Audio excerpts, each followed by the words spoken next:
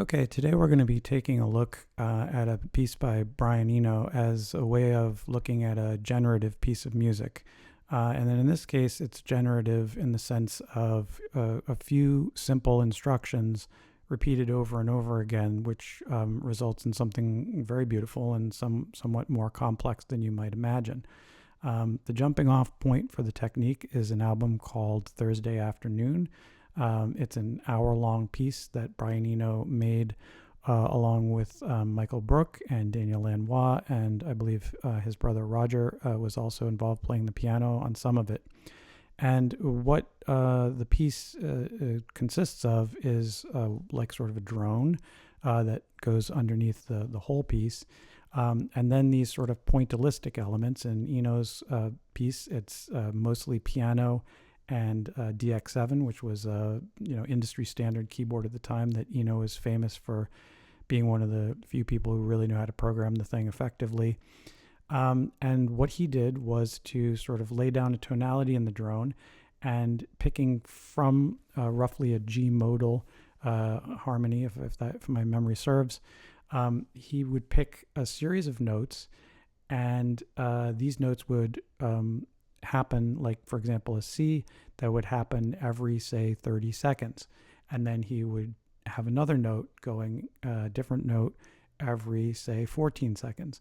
And because these are uneven timings, these notes would kind of synchronize in sort of strange ways and slightly different every time they came around. So I wanted to emulate this, and it turns out that my understanding of the piece was based on a misunderstanding at the outset.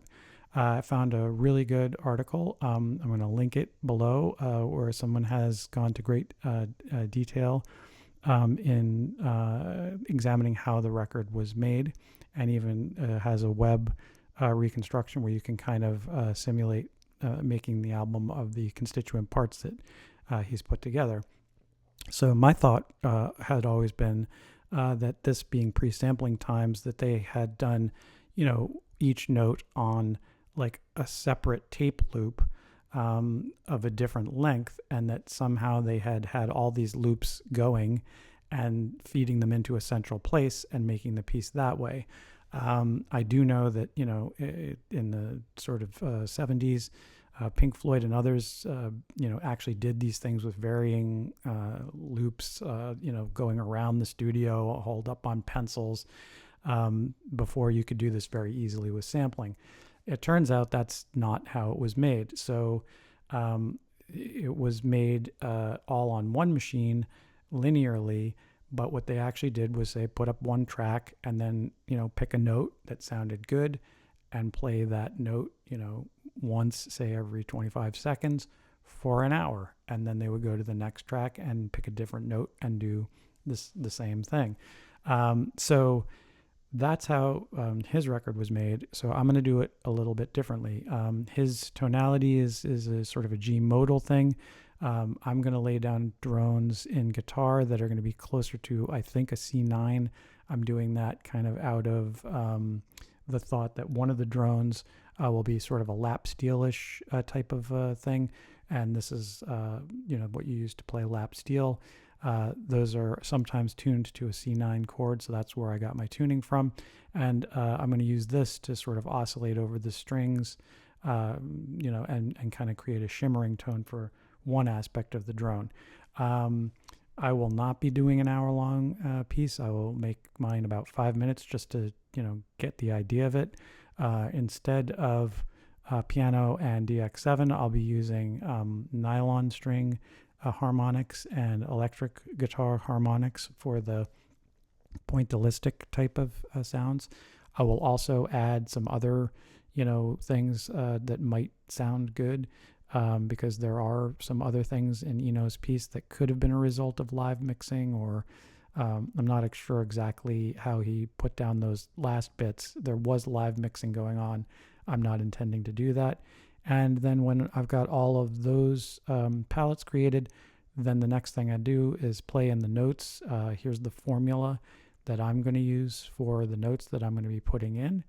And then last but not least, I'm going to lay down these two tracks of guitar one sort of loops of volume swells in, and the other one the pedal steel. So let's go over there and see how we do. Up here I've got the electric harmonics, and down here I've got the nylon harmonics. And they're similar, but different enough that I feel like they're going to be complementary. And then down here, what I've got are what I'm calling extras, which are just like some additional sounds that are probably going to go by less frequently. Things that I feel like, you know, are going to work. If they wind up not working, you can always swap them out for a different sound. As a bowed gamelan, very quiet. Or just drop them out. And then the other thing to notice is that I'm here at 60 beats per minute, and I'm recording MIDI, and I'm doing that because this is going to make it easier for me to count. Every click is a second, and so since something like the C3 is going to happen every 20 seconds, the idea is that I'm going to, you know, play a C3, wait 20 seconds, 20 clicks, and then, you know, do it again. And I'm going to be recording, I guess we'll call it, without seeing or hearing what I've done. Once I get the C in, I'm going to turn it off and then get the G in there and then the A4. I'm doing that because I kind of just want to be surprised at the end when I turn it all on and hear what I've got.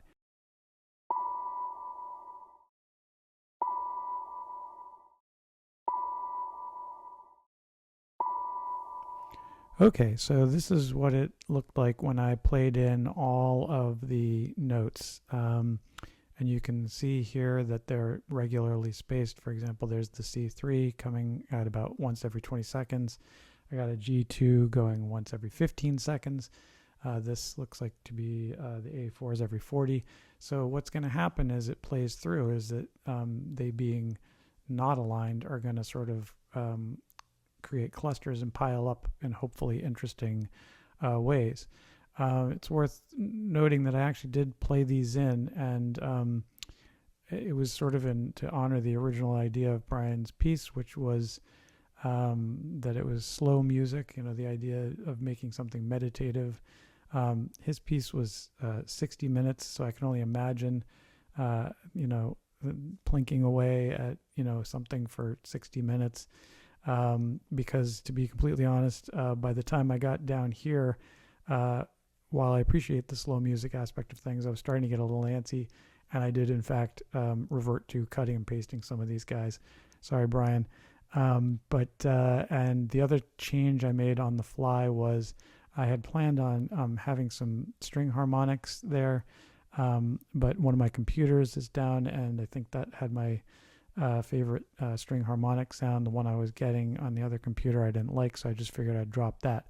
So with all of this sort of pointillistic lattice work done, the next and last order of business, or maybe second to last if I'm going to do any post-mixing, is just to get my guitar out and get to work on that drone.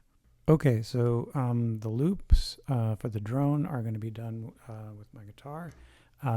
Using like a clean sound, and I'm going to do volume swells into loops overlapping. It's almost like two generative techniques for one, or one being a microcosm of the other, because within this piece, which is simple instructions creating something complicated, you have a similar idea with the guitar. You'll see I'm going to be doing loops of sort of indeterminate meter, and they're going to kind of pile on each other in an interesting way. So it's sort of like a smaller version of the piece within the piece. And it's also, you know, as long as we're being influenced by people, the master at this is my friend David Torn.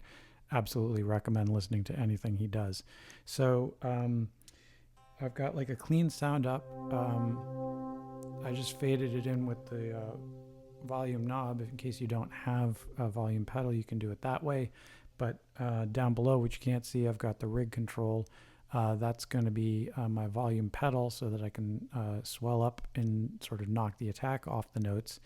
And then I'm also going to be stepping on it to trigger opening and closing the loop points. The key to this thing is that you want to make sure that you're completely silent by the time you're opening and closing the loop, and then you're just going to, how do you want to put it, allow the loops to cross each other, and eventually you'll create sort of a nice little tapestry there. So give this a shot.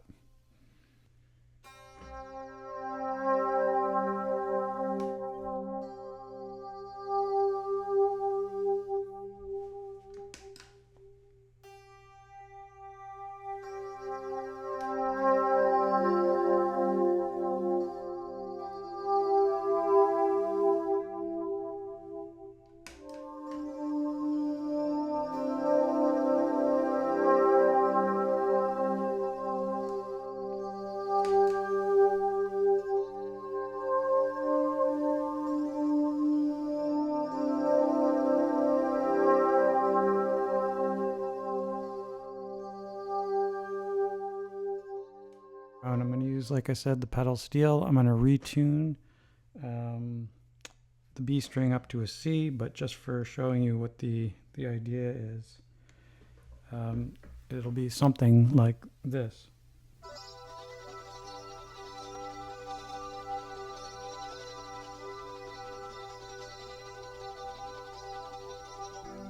And that'll be the second part of the loop element. Okay, so this is how it looked when I got all of the MIDI in and the various drones, the 2 drones and the alternate post-process versions. I'm going to play you just a second of this is what I heard when I finally turned on just the 1 drone, and all the MIDI stuff for the first time sounded like this.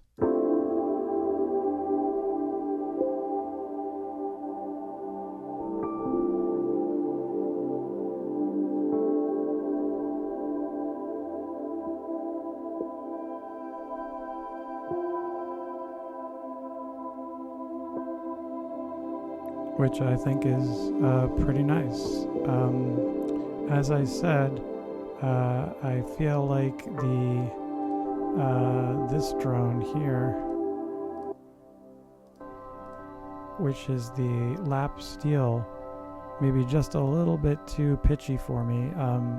There's a good reason for that. It could be because I retuned the guitar, or because, you know, when you're sort of rubbing that lap steel bar across the frets, you know, if you move it ever so slightly one way or the other, you're not constrained by the frets anymore in terms of pitch.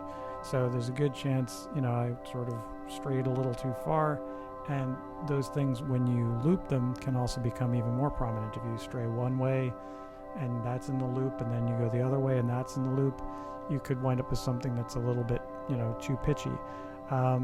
I don't know that if I ran this through like an auto tune, because it's multiple pitches, if it would work. It doesn't bother me. I'm probably just not going to use it. It's also kind of worth realizing that this kind of a sound is very similar to something that Daniel Lanois would do on the pedal steel. And he, in fact, was one of the core members working with Brian Eno on this piece. So just to hear the drones all by themselves, this is the main one. That's, you know, all the loops I played in that I showed you. This is it. That same loop passed through a resonator. Kind of crunched it up a little. Very quiet. You could probably have those in there. I would leave out this that one that I just mentioned, and then I did alter the lap steel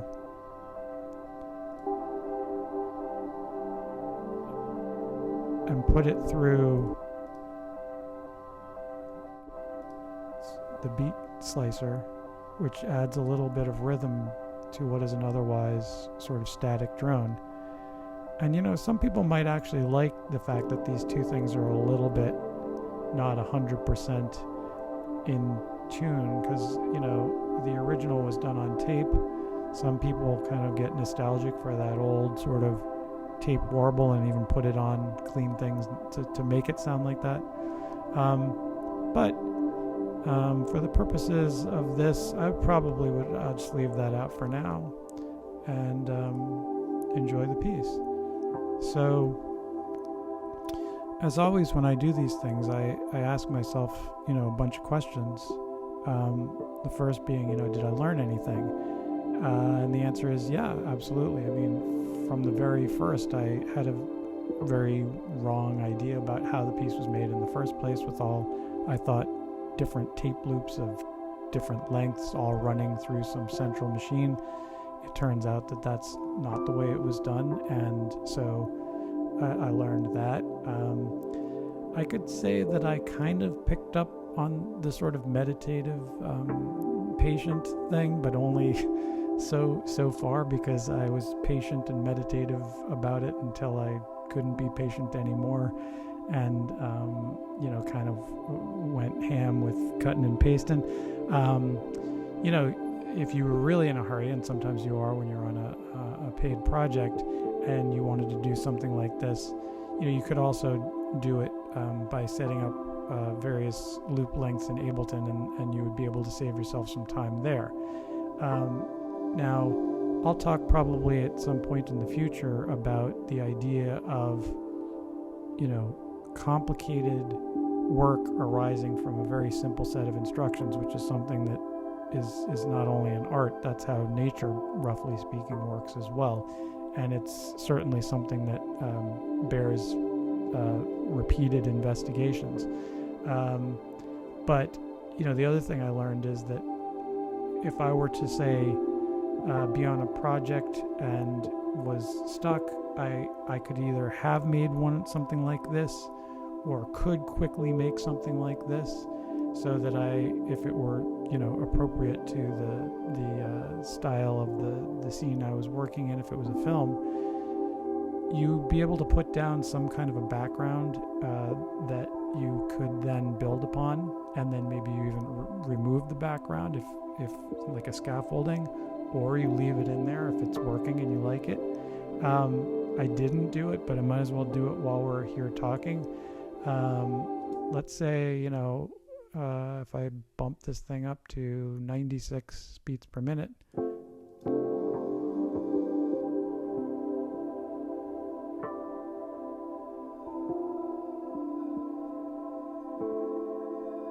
it's still very random, and I expected that. But if I were to sort of focus in, I might actually decide that one of these melodies just made me a very nice motif that I might then extract and develop. So that's another good use for this kind of thing. Overall, it's actually just very pretty. Does it sound like Thursday afternoon? To a certain degree, yes. I mean, it's sort of like Brian Eno's cake recipe, but I made it. So it's, to me, yeah, I wouldn't sort of put this piece of music out, but it's certainly a very pleasant piece of music, and was enjoyable to make it. And I think it's very serene and lovely. I would say that the last thing is would I revisit the piece? Probably not. I mean, in the sense of like, is this so amazing that I would then take it and sort of burnish it and add to it? And the answer immediately is no. That may change. I mean, I'll put it into the folder and see if some point down the road I remember liking it a lot and it's worth pulling it out and maybe turning it into something or a part of something. But I think the idea is just that you do something, you have the patience, roughly speaking, to put down a bunch of stuff, and then you kind of get surprised by the result. Everything's sitting pretty nicely. If there was something that I had done there, like I threw that B flat in there, here's one coming up right away. It's so subtle, I didn't even notice it. Probably doesn't bother me, but if it did, being as it's MIDI, I could quickly knock it up and make it go away. Or like with the string, piece, wasn't happening, so I left it out. So yeah, I would say it was definitely a worthwhile experiment, and as always, it's good to try something different and learn something, and I did learn something, and I hope you enjoyed it. We'll put a full 5-minute version of the piece up as a separate video for anyone who really wants to luxuriate in it. But thanks so much for listening. Till next time.